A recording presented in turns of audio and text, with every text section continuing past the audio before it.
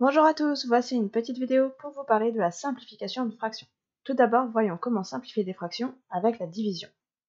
Faisons un premier exemple avec 126 sur 210. La première chose à faire, c'est d'essayer de trouver une table dans laquelle il y a 126 et 210. On remarque qu'ils sont tous les deux pairs, donc ils sont dans la table de 2.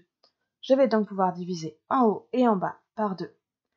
Attention, on l'écrit bien au numérateur et au dénominateur, pas à côté de la fraction, sinon ce n'est pas le même calcul.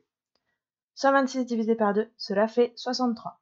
Et 210 divisé par 2, cela me fait 105. J'ai ensuite 63 sur 105. Je remarque qu'ils ne sont plus dans la table de 2 puisqu'ils ne sont plus pairs. Mais je peux essayer la table de 3. Pour ça, je vais utiliser mes critères de divisibilité et faire 6 plus 3, 9. 9 est bien dans la table de 3, donc 63 est dans la table de 3. Et 1 plus 0 plus 5 égale 6. 6 est dans la table de 3, donc 105 aussi. Je vais donc pouvoir diviser en haut et en bas par 3. 63 divisé par 3 me fait 21 et 105 divisé par 3 me fait 35. Ici, pas besoin des critères de divisibilité, on se rend compte avec nos tables de multiplication que 21 et 35 est dans la table de 7. Donc je peux diviser en haut et en bas par 7. J'obtiens 3 pour 21 divisé par 7 et 5 pour 35 divisé par 7. 3 et 5 ne sont pas dans la même table, je ne peux donc pas simplifier plus. J'ai obtenu une fraction irréductible. Faisons un deuxième exemple. 36 sur 108.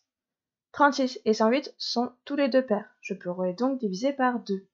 Mais si je réfléchis un peu plus, je sais que 36 est dans la table de 4 et le nombre formé par les deux derniers chiffres de 108, c'est-à-dire 8, est aussi dans la table de 4. Donc d'après mes critères de divisibilité, 36 et 108 sont tous les deux dans la table de 4. Donc je peux diviser directement par 4.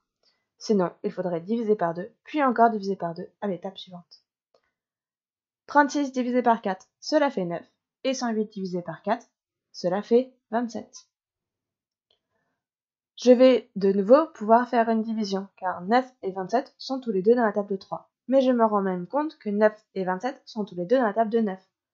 Comme pour la division par 4, faire une division par 3 fonctionnerait très bien, mais il faudrait en faire une deuxième après.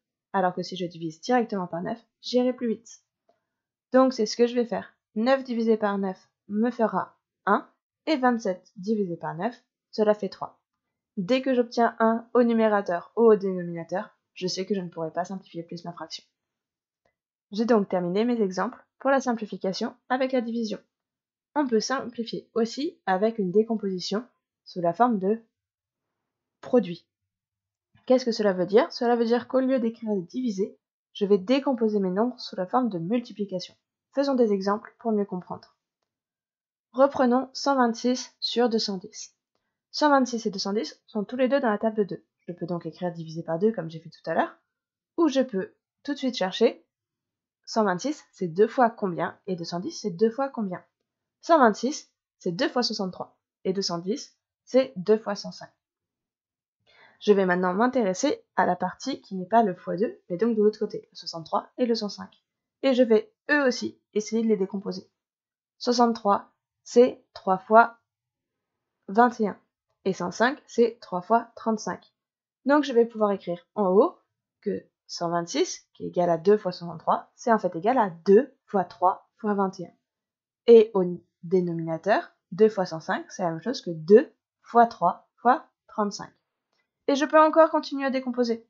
21 et 35, je peux les décomposer. 21, c'est 3 fois 7, et 35, c'est 5 fois 7. Donc je vais pouvoir écrire au numérateur que j'ai 2 fois 3 fois 3 fois 7, et au dénominateur que j'ai 2 fois 3 fois 5 fois 7.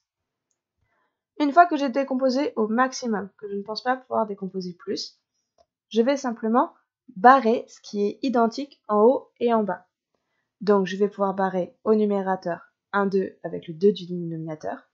Je ne barre qu'un seul 3 au numérateur puisqu'il n'y a qu'un seul 3 au dénominateur. Et je barre bien entendu un 7 au numérateur et un 7 au dénominateur. Voilà ce que j'obtiens. Il ne me reste plus que le 3 et le 5. Donc ma fraction est égale à 3 cinquièmes. J'ai bien simplifié au maximum car 3 et 5 ne sont pas dans la même table, donc je ne peux pas simplifier plus.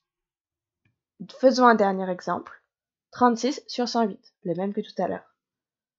36 et 108 sont tous les deux dans la table de 2, donc je pourrais décomposer en écrivant 2 fois 18 pour 36 et 2 fois 54 pour 108. Mais je me rends compte que 36 et 108 sont même dans la table de 4, donc je vais pouvoir décomposer en écrivant directement 4. 36 c'est 4 fois 9 et 108 c'est 4 fois 27. Comme on a fait tout à l'heure, 9 on pourrait le décomposer en 3 fois 3. Mais comme je me rends compte que 27 est dans la table de 9, je ne vais pas décomposer le 9 et je vais simplement décomposer le 27. J'obtiens donc en haut 4 fois 9, cela ne change pas, et en bas 4 fois 3 fois 9. Je vais pouvoir, comme je l'ai fait tout à l'heure, barrer ce qui est identique au numérateur et au dénominateur, donc les 4 et les 9. En haut, il ne me reste plus rien, alors qu'en bas, il me reste 3. J'obtiens donc une fraction qui aura 3 au dénominateur. Et qu'est-ce que je vais bien pouvoir mettre au numérateur? Attention, je ne mets surtout pas 0, sinon je dis que ma fraction est égale à 0. Or, 36 sur 108, je sais que ça ne fait pas 0, car le numérateur ne fait pas 0. La petite astuce, c'est de se souvenir que dans une multiplication, je peux toujours multiplier par 1 sans rien changer. 4 fois 9 fois 1 ou 4 fois 9 tout court, c'est exactement la même chose. Donc en fait, il me reste toujours un 1 de caché. J'obtiens donc un tiers.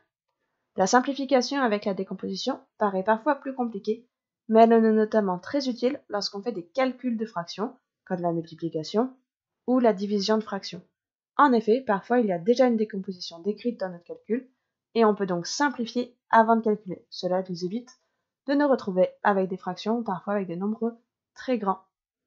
J'espère que tu as tout compris, n'hésite pas à revoir la vidéo si besoin, et à bientôt en classe!